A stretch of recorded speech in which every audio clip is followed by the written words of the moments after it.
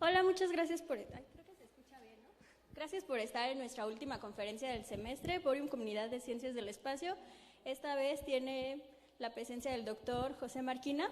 Él es profesor de aquí de la Facultad de Ciencias, da las materias de filosofía de la física y hoy nos va a hablar sobre Newton, fuerzas manzanas y la piedra filosofal. Entonces le daremos la palabra.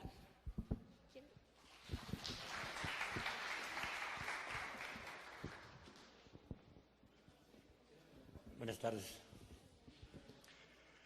Bueno, agradezco a la sociedad Borium por la invitación que me hicieron para venir aquí a platicar con ustedes sobre un tema del que los que me conocen, que hay varios, saben que me apasiona.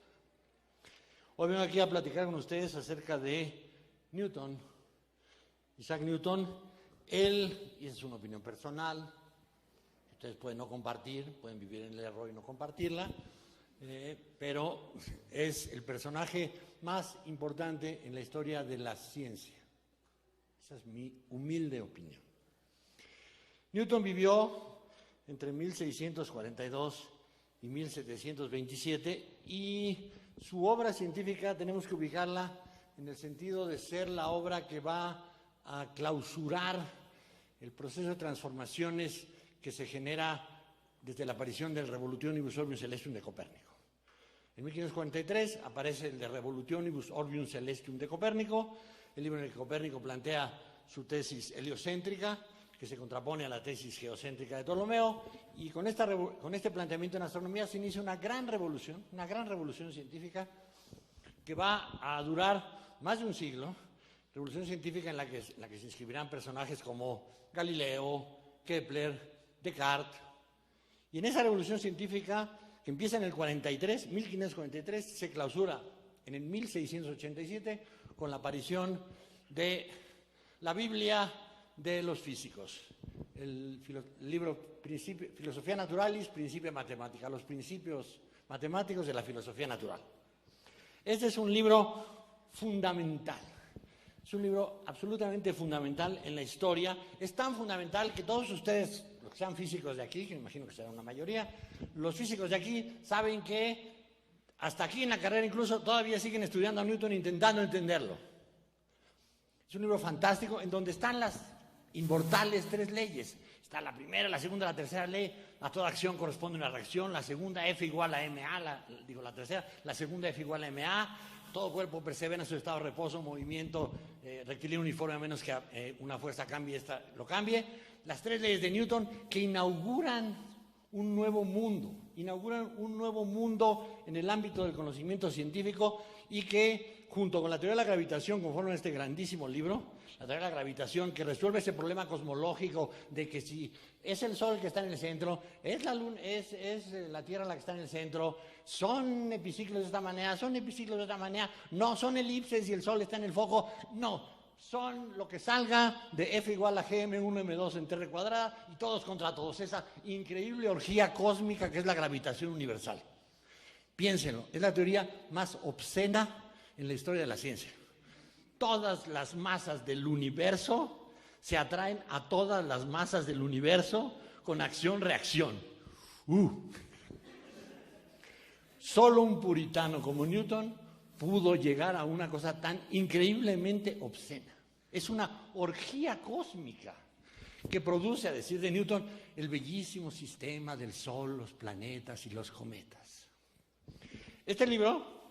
Con este libro, Newton resuelve todos los problemas de la mecánica racional del siglo XVII, todos los problemas que han ido acumulando en todo este largo siglo de desarrollos dentro de la revolución, resuelve el problema entre Kepler o Descartes, las elipses o los torbellinos cartesianos, ¿sí? Todavía en el continente, los franceses, los alemanes pensaban que los torbellinos de Descartes eran la neta. Había otros que decían, no, en realidad las elipses de Descartes son mejores. No había una teoría definitiva. Llega Newton y dice, a ver, con la teoría de la gravitación el que tiene la razón es Kepler, son elipses. No las elipses que dice Kepler, porque las de Kepler son una sola. Y aquí no, aquí son muchas elipses diferentes que van cambiando por esas malditas interacciones, ¿no? Cuando los planetas interaccionan, están más cerca un planeta del otro, se modifica la elipse y no es la misma elipse, son muchas elipses diferentes. Pero tiene razón Kepler. Y además Newton dice, y también aquí cabe la teoría del impacto de Descartes. ¿Sí? Entonces, impactos, movimientos, cosmología, todo está resuelto. Es un libro que todo lo resuelve. Es un libro así brutal. Yo no sé si ustedes algún día lo han ojeado, o sea, han sido mis alumnos desde luego, pero los que no, si lo han ojeado, vayan a la biblioteca, salgan de aquí, pídanlo y ténganlo en sus manos trémulas unos instantes y sientan la vibra del conocimiento. ¿Sí? Eso es sabiduría. Ahí está. Esa es una verdadera Biblia. Cuando uno lo toma por primera vez, se tiene que erizar. Bueno. Y este libro nos conecta con la primera parte del nombre que le di a esta plática, que es el de las manzanas. Ustedes vieron, le puse un título pues más o menos llamativo, los títulos tienen que ser llamativos, ¿no? Uno puede poner Isaac Newton, una vida, no, eso no viene nadie, ¿no? Entonces, sí, manzanas, fuerzas, y ya para el colmo de jalar gente, la piedra filosofal. ¿Qué tendrá que ver, no? Vamos a ver. Bueno, empecemos con las manzanas. Las manzanas vienen de la teoría de la gravitación. ¿Por qué? Bueno, como ustedes saben, porque Newton es un personaje extraordinariamente conocido. Newton está vinculado, la imagen de Newton está vinculada a las manzanas. La manzana de Newton es la segunda manzana más famosa de la historia. La primera es la de la Madre Eva, por supuesto. Y estas dos manzanas están vinculadas entre sí. Tienen relaciones estas dos manzanas. Tienen muchas cosas en común. Las dos son míticas, las dos son leyendas, las dos son falsas. Pero a diferencia de la manzana de Eva, que es un invento que encontramos ahí en el Antiguo Testamento, la manzana de Newton es mucho más reciente, la inventó Newton. Newton, aparte de inventar muchas cosas, aparte de ser creador del cálculo, es el inventor de la manzana de Newton. Newton, cuando escribió los Principia, su archienemigo, Hooke, eran como Batman y The Joker, ¿sí? The Joker era Hooke y Batman era Newton. Cuando sacó los Principia a Batman, The Joker empezó a decir que no, esa idea yo te la di. Y por supuesto, Newton no le podía dar la razón, aunque tenía algo de razón, hay que reconocerlo. Le había escrito una carta y de ahí salieron muchas ideas de Newton. Y sí, podía haber puesto Newton. Y bueno, esto empezó cuando Hooke me dijo, pero ¿cómo le vas a dar la razón al Joker? ¿Sí? Usted imagínense Batman diciendo, no, en realidad mi carrera empezó gracias al Joker. No, no puede ser, ¿no? Aunque sea cierto. No le puedes dar a tu archienemigo ni siquiera el beneficio de la duda. Entonces Newton dice, no, nada de eso, nada de eso. La gravitación que él dice que él me llevó a ese camino, la gravitación yo la sabía desde mucho antes. Los Principias son de 1687. Entonces Newton se inventó que en el año de 1666, el año en el cual una epidemia de peste había hecho que todos los estudiantes y maestros de Cambridge tuvieran que abandonar la universidad y fueran a sus casitas, Newton se fue a la casita materna en Walsall, en el Lincolnshire, y ahí nos cuenta Newton le contó a Pemberton, a Wheaton, a todos sus amigos, les contó que estando ahí, en actitud contemplativa, vio caer una manzana, y al caer la manzana se le ocurrió la idea de la gravitación. Es el eureka newtoniano. ¿Sí? Cae la manzana, claro, la luna cae a la Tierra igual que cae la manzana, y de ahí se le ocurrió toda esa cosa complicadísima de la interacción de todas las masas. Y todo. Falso. Es un tremendo invento de Newton para decir, tú no me diste ninguna idea, si yo lo sabía desde 20 años antes. Desde el 66 yo ya empecé la gravitación, ahí empezó. La gravitación no puede ser del 66, por las cosas que estaba haciendo Newton en el 66, no puede ser, es imposible que sea el 66. De hecho, podemos ubicar perfectamente bien a la gravitación, es muy posterior, ahorita les diré de cuándo. Pero además este invento de Newton, que Newton, insisto, lo contó a sus amigos y su sobrina, la famosa Catherine Barton, la bártica, Un día les platicaré de la sobrina de Newton, que es otro tema. Sí. Una mujer del siglo XVII que cuentan que era bellísima, culta, inteligente, liberada. Claro que decían que era una puta, pues sí, desde luego. ¿Qué podía ser? Una puta, no queda de otra, no queda más, ¿sí? Foxy lady, man. Bueno, entonces, Catherine Barton, que luego ya Newton bueno, esto es otra historia. Catherine Barton se lo contó al mayor chismoso de la historia, a Voltaire. ¿Tú quieres que algo corra? Cuéntaselo a Voltaire. Es facilísimo, es perfecto. De hecho, Voltaire es el responsable de que todos sepamos, cosa que no deberíamos de saber, pero lo sabemos, que Newton murió virgen.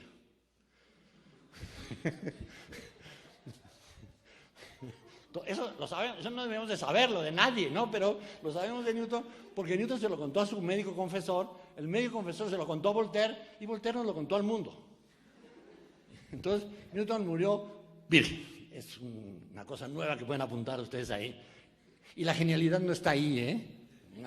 No digan, chin, eso es. No. Bueno, Newton entonces inventó la manzana. Esta manzana que además le debe haber encantado. Imagínense, Newton está recogiendo la manzana del conocimiento, como la de Eva. Eva, la manzana que le da Eva a Adán es la manzana del conocimiento, del bien y del mal. Pero es la manzana del conocimiento. La manzana de Eva es la que nos sacó del mundo animal, ¿sí? De ser unos animalitos, de ser unos cervatillos que andábamos por ahí, ¿no? A ser seres humanos que nos cuestionamos, que nos problematizamos, que no circulamos, todas esas cosas. Todo eso es culpa de la manzana. Dejamos de ser esos animalitos en el bosque, tranquilos, felices. Adán y Eva eran animalitos, que le ponían nombre a las cosas, pero animalitos. Hablaban, pero ¿de qué podían hablar? Imagínense conversaciones más aburridas. ¿Qué hiciste hoy, Adán? Ay, no, le nominé a esos, los llamé cervatillos. La manzana de Eva nos convirtió en seres humanos, es la manzana del conocimiento, y Newton se ve a sí mismo como el que recoge la manzana del conocimiento. Newton, que era un experto en la Biblia. Bueno, entonces Newton se inventa la teoría de la manzana y entonces pasa a la historia como que es el responsable, pero en realidad la gravitación es del 84, de 1684. Podemos fijarla con una precisión bárbara, entre junio y diciembre de 1684. ¿Y cómo podemos fijarla con esa precisión? Porque en el 84 sucedió un hecho fantástico, que fue que Halley fue a visitar a Newton y le hizo una pregunta. Dijo, oye Newton, ¿tú sabes cuál es la trayectoria que se relaciona con una fuerza centrípeta de la forma 1 entre R cuadrada? Y Newton le contestó, una elipse. ¿Cómo sabes? La he calculado. Yo, enséñame el cálculo. Y Newton se mete. Esto es actuado, obviamente.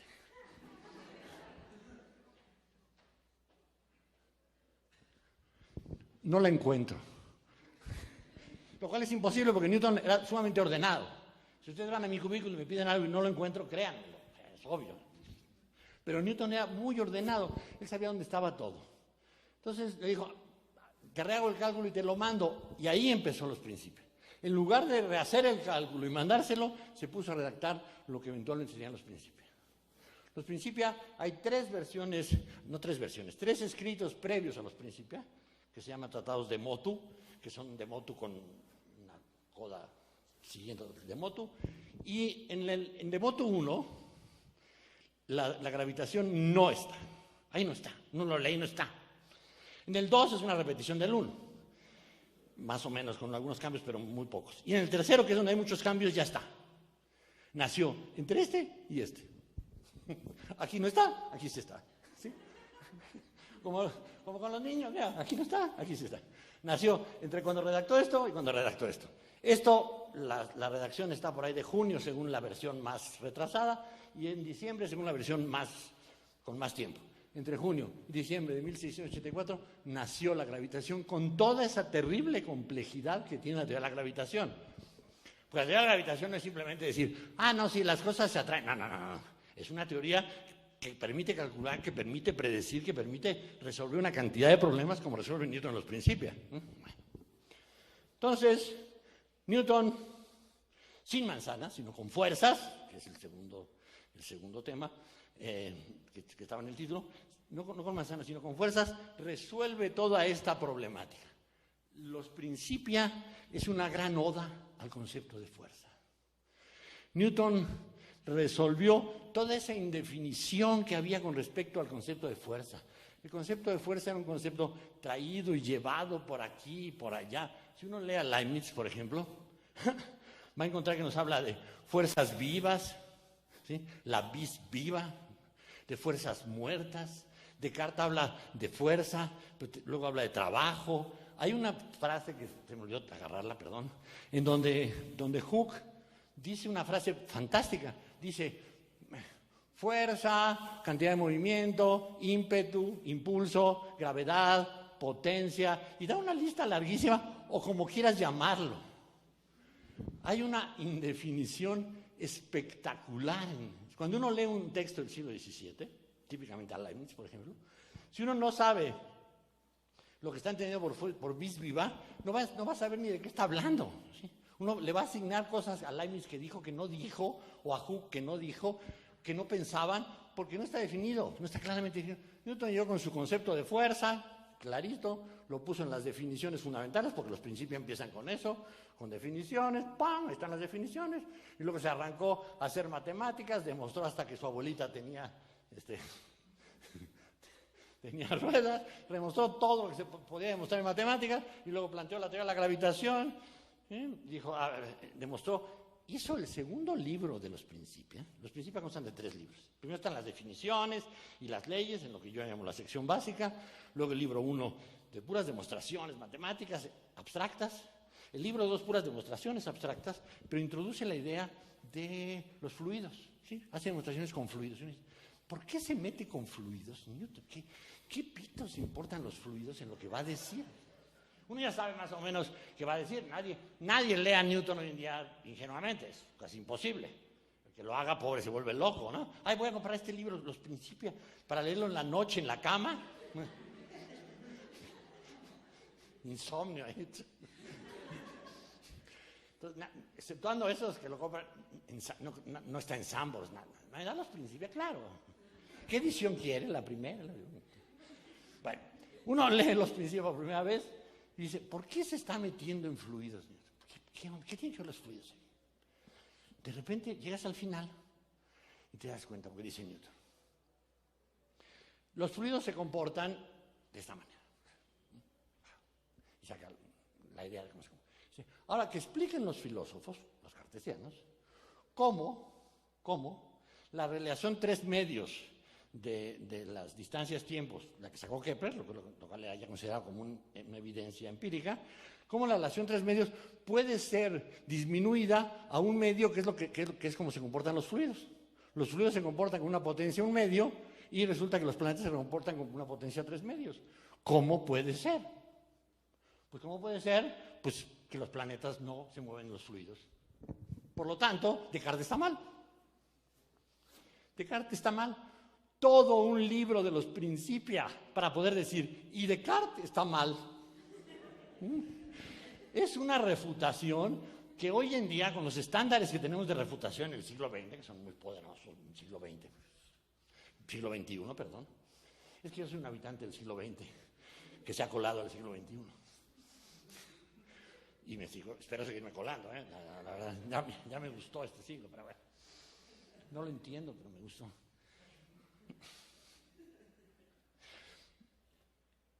Todo este libro lo hace para poder decir, y por lo tanto, Descartes está mal. Una refutación sin precedentes. Para nosotros, siglo XXI es impresionante. Pero para el siglo XVII es tan impresionante, tan impresionante, que la mayoría de los cartesianos ni la entendieron, no se enteraron. Estaban muertos y no se enteraron. Ya los había refutado, Descartes está mal, los vórtices no funcionan, punto. Está borrado. Los cartesianos ni se enteraron, siguieron ahí, no, que los vórtices. Eran como personajes de la película esa del Sexto Sentido, ¿sí? que están todos muertos y no lo saben, y se pasaron un siglo ahí enteros discutiendo cosas que ya no eran, ya estaban muertos. Y los newtonianos así como... Bueno, Newton con los Principia, tengo que ver el reloj porque si no, corren el peligro de que no salgamos nunca de aquí. Newton con los Principia, insisto, resuelve todos los problemas de la mecánica racional. La revolución copernicana se clausura y se inicia una nueva época en la ciencia, una nueva época a todos los niveles. Por un lado, los conocimientos que están en los Principios, están las 3 leyes y está la teoría de la gravitación, que es lo que va a permitir los desarrollos mecánicos bárbaros que va a haber a continuación. Y por otro lado está el aspecto metodológico, la forma de trabajar de Newton, la forma de plantear las cosas, la forma de demostrar, esa idea de demostrar matemáticamente. Son efectivamente los principios matemáticos de la filosofía natural. Se pasa 2 libros enteros haciendo demostraciones matemáticas abstractas, y ahora la elipse, y ahora la hipérbole, y ahora la no sé cuál, y demuestra con geometría, no cálculo. Newton es el inventor del cálculo, pero no usa el cálculo porque no lo había dado a conocer, ¿no? Entonces, bueno, si aparte no van a entender, lo pongo con cálculo, pues menos, ¿no? No van a entender 4, que es lo que pasó efectivamente. Y lo curioso es que muchos de esos 4, la mayoría eran sus enemigos. Sí, lo entendía Leibniz, lo entendía Huygens, que no era su enemigo, pero lo veía así como... Claro, Huygens era tan listo que nunca se metió contra Newton. Huygens era brillantísimo y tuvo la mala suerte de que existiera Newton. Si Newton no hubiera existido, el genio del siglo XVII sería Huygens. Pero como existió Newton, Huygens es el segundo, ¿no? Pero Huygens era muy inteligente incluso como persona, porque cuando estuvo a punto de pelearse con Newton, como le pasó a Hooke y como le pasó a Leibniz, Huygens dijo, mejor no le entro, ahí te ves. Veo que defiende con mucho interés sus puntos, ahí se ve. Yo no voy a entrar a pelearme con este cuate que se ve.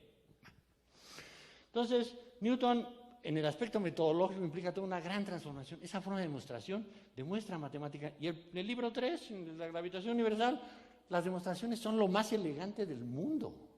Agarremos la proposición 3, el libro 1, la 4, la 9, la 7, la 8, la 11, y está demostrado. Uno lo ve y dice, ¡qué barbaridad!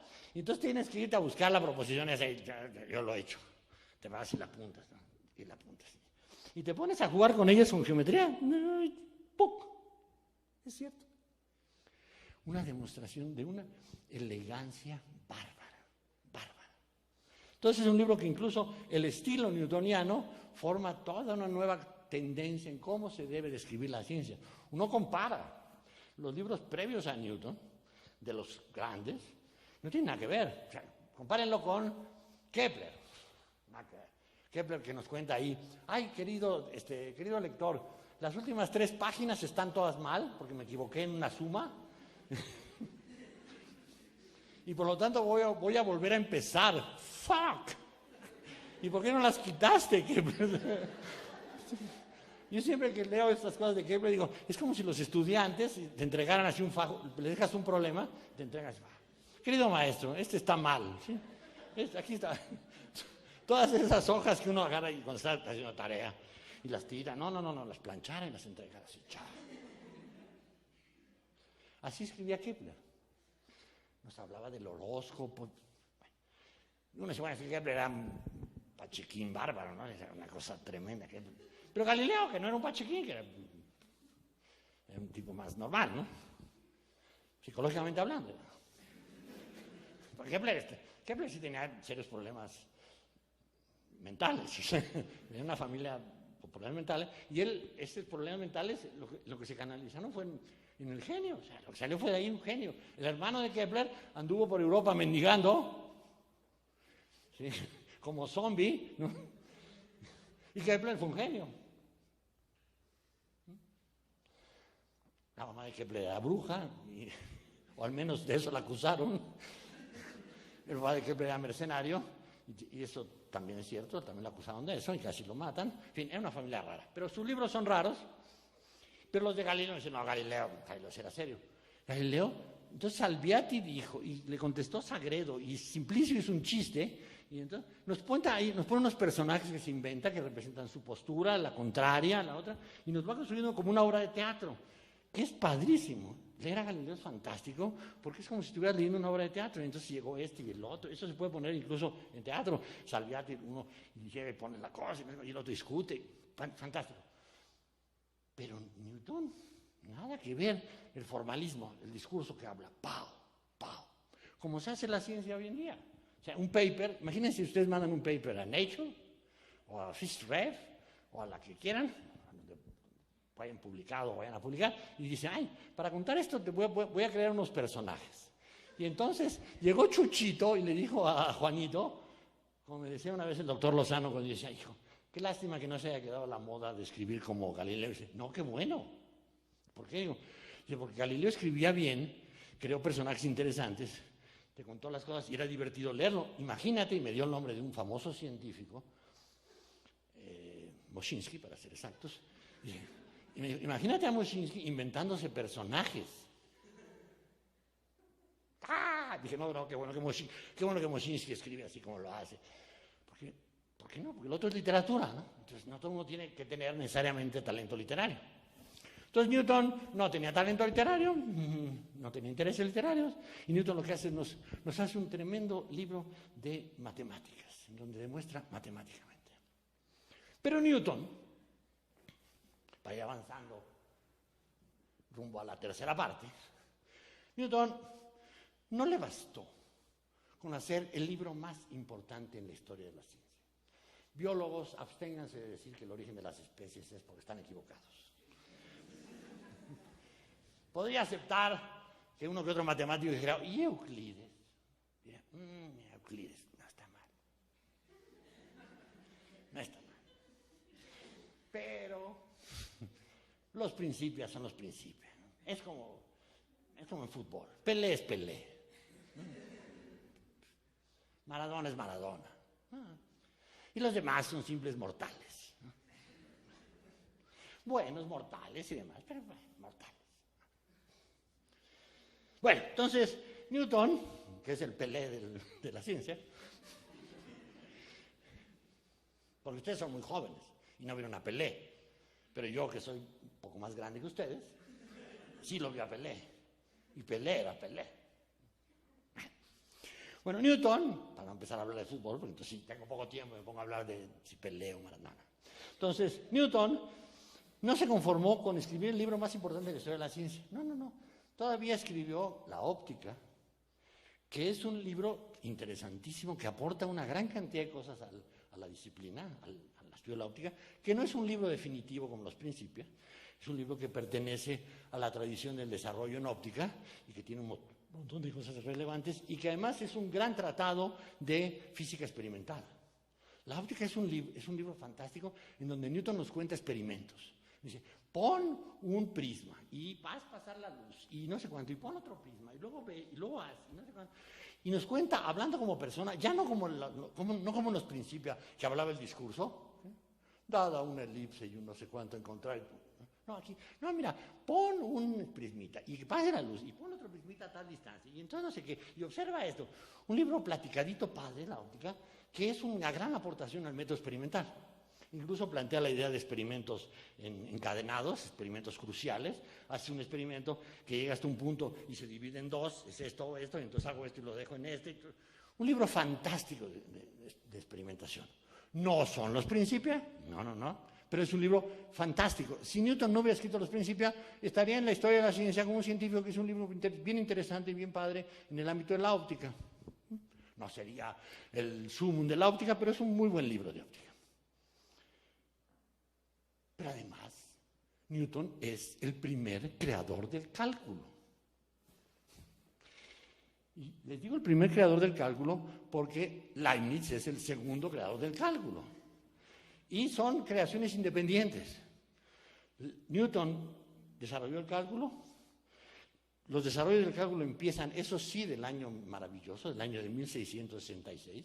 El famoso año que fue a Walsall y supuestamente vio caer la manzana. No dudo que haya visto caer una manzana. Sí, estaba ahí sentado y vio caer una manzana. No se le ocurrió la gravitación, pero sí vio caer una manzana. La leyenda no tiene que ser toda falsa. Las manzanas sí se caen de los árboles, ¿no? y no veo por qué estando Newton ahí no iba a caer una manzana y le iba a ver. Pero bueno, vio que era una manzana, pero lo que sí hizo en ese año fue muchas cosas en óptica y el cálculo ya está ahí prácticamente. Hay un escrito de Newton del 66 que se llama To Solve Problems by Motion, que en donde ves ahí las derivadas y las integrales, ya está ahí la esencia del cálculo. Entonces Newton es indiscutiblemente el primer creador del cálculo. Pero no lo publicó, no escribió ninguna cosa que saliera a la luz pública. Hizo un escrito que se lo mandó a un matemático amigo suyo, que luego fue su amigo y luego fue su enemigo, Collins, que era uno de esos personajes extraños de la historia de la ciencia, que juntaba cosas, ¿no? Le mandaban cosas y los matemáticos, y ay, mira qué padre esta cosa, y los ponía en contacto, y hacía como de correveidile matemático. No, ese güey está haciendo lo mismo que tú, mira, te pongo en contacto con él. En una época en donde las revistas apenas estaban naciendo, no tenía el impacto en nuestros días, y entonces se lo mandó a Collins, y ahí estuvo el problema. Collins, como estaba tan contento, Newton dijo, no se lo enseñes a nadie, ni creas. Es más, regrésamelo. Y los dijo, sí, te lo regreso, pero lo copió. Y esa travesura, y que luego llegara un día Leibniz a verlo y dije, ay, no, mira, te voy a enseñar las cosas que tengo, y le enseñara ese escrito. Lo vio Leibniz, y parece que ni lo peló porque ya había creado otra vez eso mismo. Eso que vio de Newton, Leibniz creó de nuevo el cálculo sin tener conocimiento de que Newton lo había hecho. Pero claro, cuando Newton supo que Leibniz lo había visto, el papelito que le había mandado a Collins, dijo, claro, ladrón. Y no voy a entrar en eso. La controversia de Newton-Leibniz por la paternidad del cálculo es uno de esos episodios lamentables de la historia de la ciencia. Ver a dos titanes, Newton, Leibniz, comportarse como lavanderas de... Ay, tú, mira, escribe tú que él robó el... Y aparte de ellos nada, ellos como si fueran efectivamente lo inmarcesibles. Y todos sus amigos diciendo, no, pues a mí se me hace que Leibniz le robó a Newton, ¿eh? Ah. Y el otro, ay, no, pues a mí se me hace que Newton no lo tenía, ¿eh? Yo creo que no sabía, a ver, que resuelva la braquistócrona. No. Vergonzoso, es una vergüenza. La controversia Newton-Leibniz es una verdadera vergüenza, a la que no voy a entrar porque es tan vergonzoso que tenemos cosas muy padres de las que platicar para que entramos a esa vergüenza, que se resolvió en vergüenza. Se resolvió, ya que me metí ya ni modo, se resolvió en que Leibniz, el babas, al final ya muy enojado, protestó ante la Royal Society porque un miembro de la Royal Society había dicho que él era un plagiario, y protestó porque él era miembro de la Society también. Y el presidente de la Royal Society, que se llamaba Isaac Newton, a ver, Leibniz, ¿de verdad estás protestando en la Royal Society donde la preside Newton? Eso hizo, y Newton dijo, no, hay que terminar con esto, vamos a hacer una comisión. Siempre pasa lo mismo, ¿no? Entonces se formó una comisión que hizo una investigación, la comisión estaba formada prácticamente por puros amigos de Newton, y dictaminaron algo cierto, pero no por las razones ciertas. Dijeron, el creador es Newton, punto. Lo cual es cierto, pero las razones que se dan están todas mal. ¿Sí? De hecho, es un escrito bastante vergonzoso la redacción final, porque hay una copia que está redactada por Newton. Está escrita con letra de Newton. La comisión, Newton le pasó, miren, digan esto. Y nosotros salieron así, como si fueran diputados del cualquiera, a lo mismo, el que les disguste menos o más. Y entonces, señor Newton es ganador. Bueno, así terminó esa triste historia. Pero sí, Newton es el primer creador. Pero no hay robo, no hay ningún robo ahí en medio.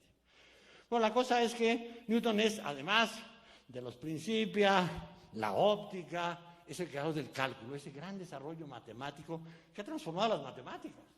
La verdad, el cálculo transformó las matemáticas. Pero no contento con eso, Newton todavía tenía otro tipo de preocupaciones intelectuales. Para empezar, Newton era un hombre profundamente religioso y siempre tuvo la idea de que debía de vincular a sus descubrimientos o sus creaciones en filosofía natural con un creador omnipotente, ¿sí? Con Dios. Era un profundo creador era un profundo creyente Isaac Newton. Y entonces era tan creyente que Newton se puso a estudiar sobre la Biblia, era un lector compulsivo de la Biblia y era un gran conocedor de la historia de la Iglesia. Y de repente, estudiando la historia de la Iglesia, Newton de repente, muy joven, encontró que en el siglo IV, a decir de él, en su opinión, se había producido un increíble fraude dentro de las iglesias cristianas. En el siglo IV, en el concilio de Nicea, que es el concilio que generó la ortodoxia cristiana, en el concilio de Nicea, Newton encontró que se había dado la polémica entre Atanasio y Arrio, en donde Arrio defendía la idea de un Dios único, la idea unitarista, y Atanasio la idea trinitaria, el Padre, el Hijo y el Espíritu Santo. Y que se enfrentaron ahí en Nicea, en ese concilio presidido por el emperador Constantino, y donde sale, insisto, la ortodoxia cristiana, es donde se decide cuándo nació Jesús y que el domingo se descansa, todas esas cosas salen de ahí, ¿no? Porque había que separarse del judaísmo, ¿no? ¿Por qué el domingo? Pues porque el judaísmo es el sábado, pues el domingo. Y aparte el domingo es el día del sol, y el sol es lo que le interesa a Constantino, ¿sí? El sol invictus es la verdadera creencia de Constantino. Con eso le damos a Constantino por su lado y le parece padrísimo. Y además decimos que Cristo nació el 25 de diciembre, como Newton, por cierto. Newton nació el 25 de diciembre, la Navidad, era un elegido. Y yo no creo en las elecciones especiales, pero viendo a Newton digo, maybe, baby. Bueno, y entonces el 25 de diciembre, el día del nacimiento de Mitra. Jesús nació el mismo día que Mitra, la deidad solar. Y con eso los cristianos lograron que el emperador estuviera de su lado y todo se conformó súper bien para los cristianos a partir del siglo IV. Antes los habían crucificado, perseguido, todo eso que ven en las películas de Semana Santa, todo eso. Pues bueno, Newton se dio cuenta de que allí, en esa bronca, se había corrompido la religión porque había ganado, obviamente, el trinitarismo. Entonces ustedes saben que las iglesias cristianas son trinitarias hasta nuestros días. Newton dijo, no, ahí se corrompió. El Antiguo Testamento, Dios es uno. La verdadera esencia de la religión es una. Cristo es el Salvador tan prometido. Y que buena onda Cristo. Padre, sí se puede, pero Dios es uno. Dios es ese que bajaba y hablaba con los profetas y le decía cosas a Abraham, cosas horribles, por cierto, pero sí, la menos horrible cambia de nombre, la más horrible córtate un pedacito de ahí, ¿no? Sí. La más chistosa, vas a tener un hijo con Sara, cuando tenías 700,000 años los dos. Entonces, era un Dios actuante, un Dios que iba y venía y subía y bajaba. Un Dios único. Y de repente la iglesia se hizo la loca y generó una idea trinitaria, le hizo caso a Atanasio, y entonces el Padre, el Hijo, el Espíritu Santo. Desde luego las ideas del trinitarismo tienen que ver con centrar el interés teológico no en Dios, sino en el Hijo. ¿Sí? En el cristianismo se venera al Hijo, no al Padre. ¿Sí? En las iglesias no está el Padre, está el Hijo. El triste Dios crucificado ese, ¿no? Esa imagen, ¿ese es Dios? ¿Te cae? Órale.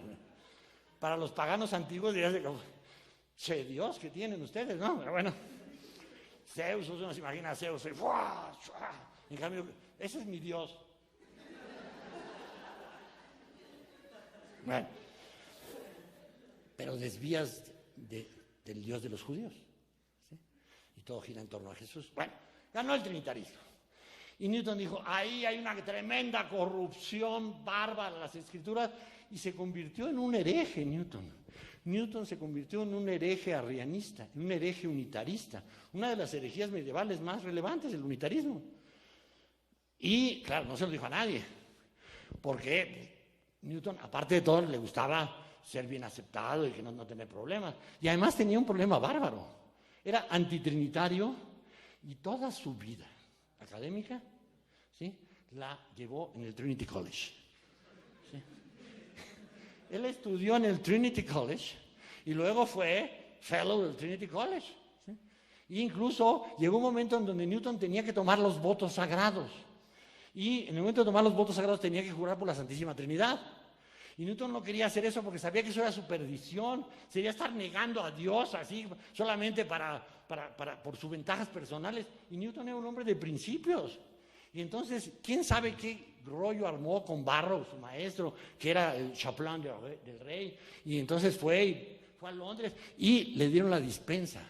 Newton nunca tomó los votos sagrados de Cambridge, porque el rey le dio la dispensa a Newton y le permitió seguir siendo profesor lucasiano sin tomar los votos, lo cual le salvó la vida, porque Newton no estaba dispuesto a tomar los votos sagrados, iba en contra de sus ideas más importantes, más relevantes, le estaría negando a Dios, que para él era algo absolutamente fundamental.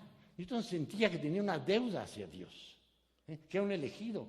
Nació el 25 de diciembre y de padre muerto. 2 elementos de elección especial en la Inglaterra del siglo XVII. 2. Bueno, entonces Newton se volvió un hereje unitarista y se dedicó a trabajar en teología. Newton no era solamente un creyente, se convirtió en un teólogo. Se dedicó a estudiar a los padres de la iglesia y a sacar conclusiones. Era un lector feroz. Newton leía como loco y consiguió todas las fuentes posibles y empezó a construir una obra en favor de la verdadera creencia del verdadero Dios. La obra de Newton en teología es vastísima, vastísima. Tiene al menos 4 libros grandísimos. Uno que se llama Los orígenes filosóficos de la teología de los gentiles, que es en donde explica de dónde vienen las teologías de todos los pueblos antiguos. Resulta que las teologías de todos los pueblos antiguos vienen de Noé y su familia. Los 12 miembros de la casa de Noé, su esposa, sus hijos, son los dioses de la antigüedad. Son Zeus, Afrodita. Los panteones de la antigüedad vienen de la casa de Noé.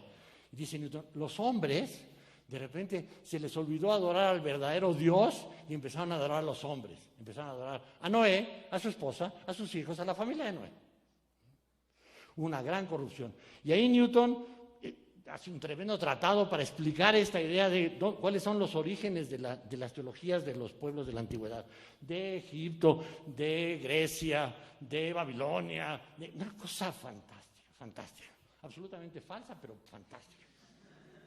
Tiene otro libro que se llama Observations upon the Prophecies, observaciones sobre las profecías de Daniel y el Apocalipsis de Juan.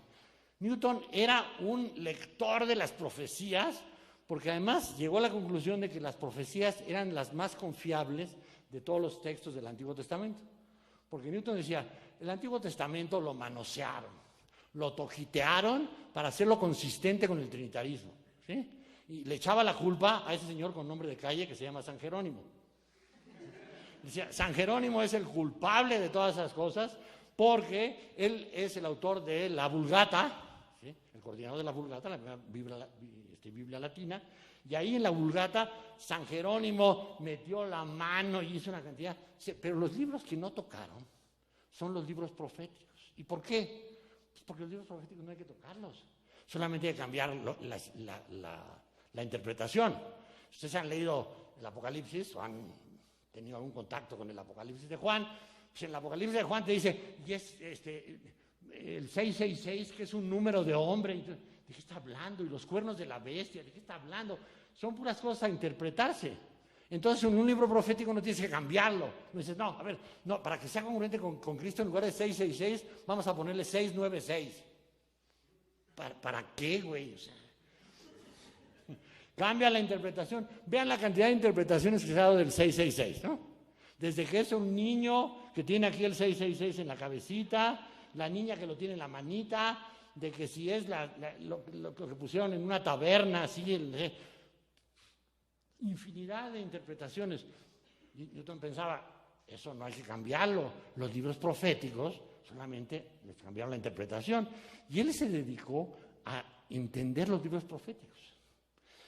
Y llegó a la conclusión, y entonces nos cuenta, en términos de los libros proféticos, cómo ha sido la historia de la humanidad, que ya estaba profetizada en el Apocalipsis y en Daniel.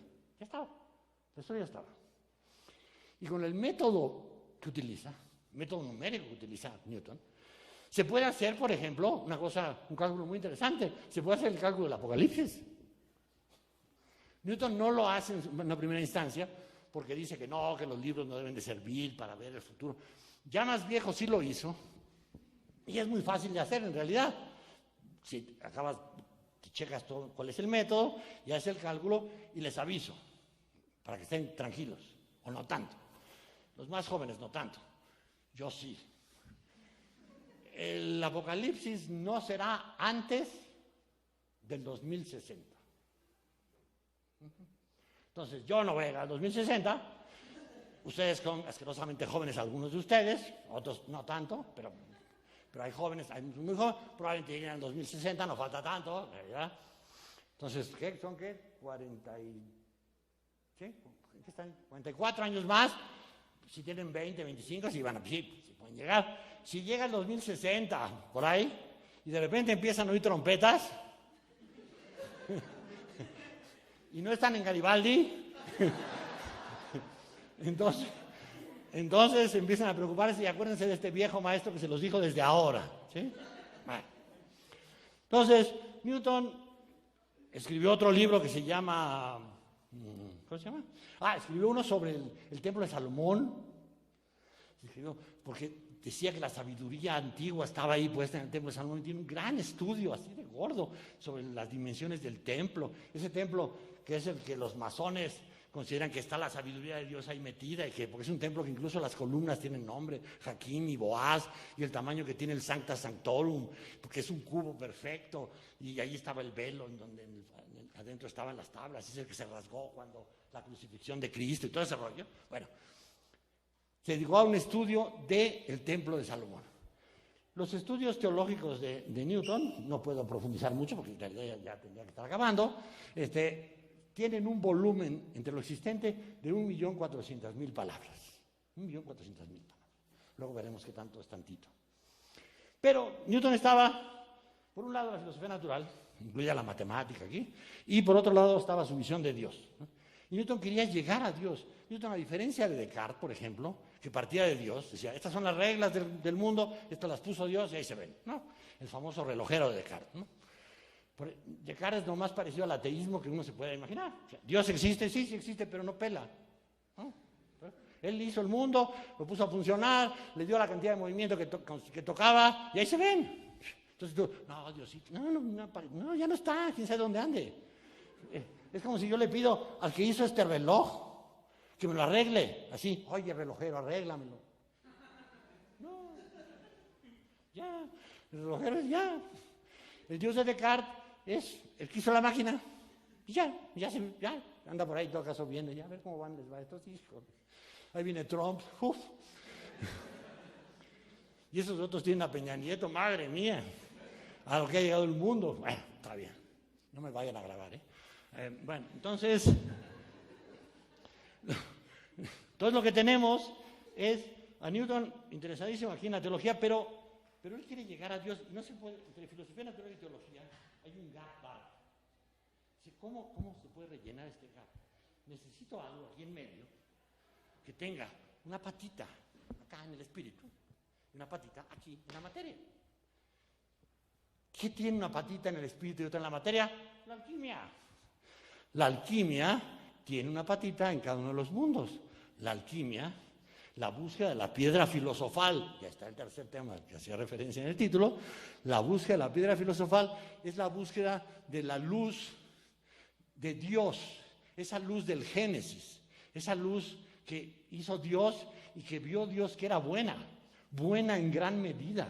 La luz divina es tan impresionante que hasta Dios dijo, hijo, me la saqué, ¿no? O sea, neta, me quedó poca madre. Es un Dios que se sorprende. Lean la Biblia, sí, y vio que la luz era buena en gran medida. O sea, Dios dijo, ay, miren lo que hice, ¿qué tal, modestamente aquí? Yo soy, I'm God, man. Esa luz, que por cierto, no es la luz del sol, no van a pensar que la luz de Dios es la luz del sol. Él hace la luz y el sol lo hace en el cuarto día. O sea, cuando hace la luz el sol no está, el sol es de 4 días después. Entonces cuando dice, no hizo la luz separó la luz del, sí, pero no es la luz del sol, por favor, es la luz de Dios. Es la luz que está en las materias, es la luz con la que se trabaja el alquimista, es la luz que busca el alquimista, es la luz de la piedra filosofal. Newton se convirtió en un alquimista, se convirtió en un buscador de la piedra filosofal. Buscador de la piedra filosofal, que a muchos historiadores les parece verdaderamente horrible que Newton, el racionalista, haya sido una cosa tan extraña como eso, pero en el siglo XVII, XVIII era absolutamente normal que alguien hiciera eso. Newton se dedicó a eso y escribió una cantidad impresionante de tratados alquímicos, en los cuales en algunos parece que se acerca al triunfo, en otros parece que se aleja, de repente hay un eureka, parece que ya encontró la piedra filosofal, siempre no. Tiene trabajos buscando la descomposición del oro, porque él decía que, por ejemplo, Moisés, que era un alquimista, las vinculaciones con la teología son notables. Moisés era un alquimista. Lo que había hecho Moisés cuando había bajado del monte Sinaí, ¿se acuerdan ustedes? Si no lo han leído, lo habrán visto en los 10 mandamientos, habrán visto a Charlton Heston así bajando, ¿no? A Moisés disfrazado de Charlton Heston, sí, bajando con las tablas, así que afortunadamente eran 10, llega a ser 20, yo no sé en qué mano las lleva, pero Dios lo puede todo, Dios es omnipotente. Entonces, las dos tablotas así, y ya los judíos ya en un reben, porque se había tardado. Dios mío, pueblo de poca fe, ¿no? Les había sacado de Egipto, les había abierto el mar, habían pasado por ese, se había subido y se tardó 40 días. No, pues yo ya no regresó. Bueno, pero ¿qué se creen? ¿Que ir a ver a Dios es así de fácil? Si hasta para hacer una cita con la dirección uno tiene que decir con días, oye, Rosaura, ¿me puedes ver? Sí, te veo el viernes. Imagínense un secretario de Estado, pídele una cita a Nuño, con lo ocupado que está ahora, ¿cuándo te la va a dar? Dios 40 días, no fue tanto, ¿no? Bajó y ya estaban en un reben bárbaro los israelitas, cargando a las muchachas,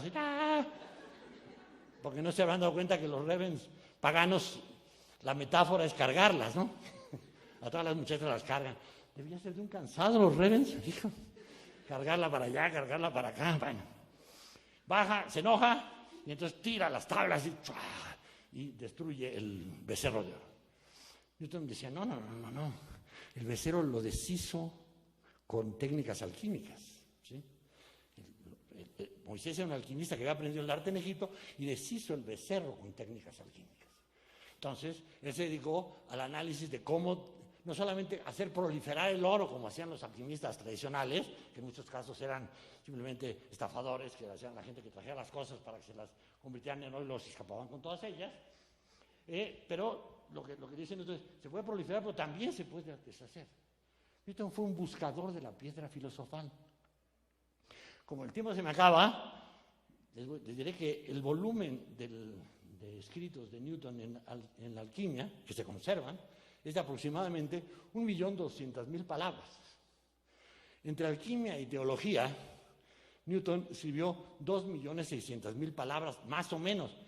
Seguramente más, porque sabemos que hubo papeles que quemó Newton en sus últimos años, que seguramente serían los escritos teológicos más fuertes y que no quiso que pasaran la posteridad y los quemó. No hay ninguna razón por la cual uno piense que puede haber quemado los principios, alguna cosa de la filosofía natural. Entonces, es un mínimo de 2.600.000 palabras, y 2.600.000 palabras son aproximadamente los 3 tomos del Capital, tiene 1 millón de palabras, la prosa de Borges tiene aproximadamente 500.000 palabras, la Ilíada y la Odisea 300.000, Don Quijote 450.000, la Divina Comedia 180.000 y 100 años de soledad 170.000. O sea, 3 tomos del Capital, la prosa completa de Borges, la Ilíada, la Odisea, Don Quijote, la Divina Comedia y 100 años de soledad dan un total de 2.600.000 palabras. Ese es el volumen de la obra teológica y alquímica de Newton. Para los que dicen que, bueno, le gustaba la teología, así como quien juega squash, ¿no? O sea, los martes, juntaba sellos y intercambiaba cosas. No. Fue parte de un gran proyecto intelectual. El gran proyecto intelectual de Newton incluía la filosofía natural, las matemáticas,